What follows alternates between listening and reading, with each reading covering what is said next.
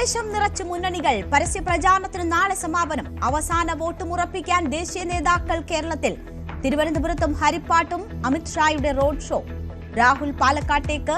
എടപ്പാളിലെ പ്രചാരണ യോഗത്തിൽ ആവേശമായി പ്രിയങ്ക. കണ്ണൂരിൽ മുഖ്യമന്ത്രി.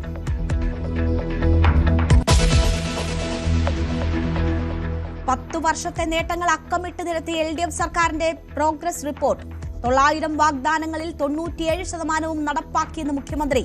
പ്രതിപക്ഷത്തിന്റെ വയനാട് ആരോപണത്തിൽ മറുപടി. പറഞ്ഞത് സർക്കാർ നടപ്പാക്കി. പ്രതിപക്ഷം വീട് വെച്ചാലേ വാക്കിന് വിലയുണ്ടോ എന്നറിയാൻ കഴിയൂ എന്ന് മുഖ്യമന്ത്രി. ലൈംഗികാതിക്രമ കേസിൽ രഞ്ജിത്തിനെതിരെ തെളിവുണ്ടെന്ന അന്വേഷണ സംഘം. സംഭവത്തിന് ശേഷം അതിജീവിതയെ ഫോണിൽ വിളിച്ചു. പരാതി നൽകാൻ വൈകിയതിൽ അസ്വാഭാവികതയില്ല. ശാസ്ത്രീയ തെളിവുകൾ ലഭിച്ച ശേഷം വീണ്ടും കസ്റ്റഡി ആവശ്യപ്പെടും. രഞ്ജിത്തിന്റെ ജാമ്യാപേക്ഷ നാളെ പരിഗണിക്കാൻ കോടതി.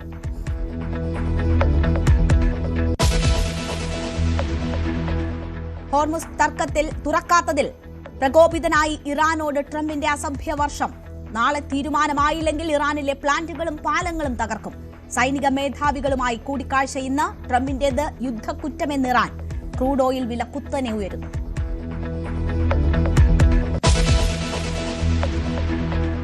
പശ്ചിമേഷ്യയിൽ വീണ്ടും സംഘർഷം കനക്കുന്നു. ടെഹ്റാനിലെ ആക്രമണത്തിൽ 34 പേർ കൊല്ലപ്പെട്ടു.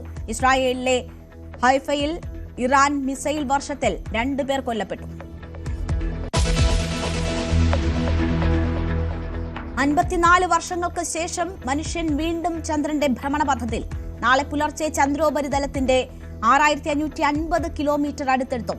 നേരിട്ടെത്തിയിട്ടില്ലാത്ത ചന്ദ്രന്റെ മറുവശം ലക്ഷ്യം.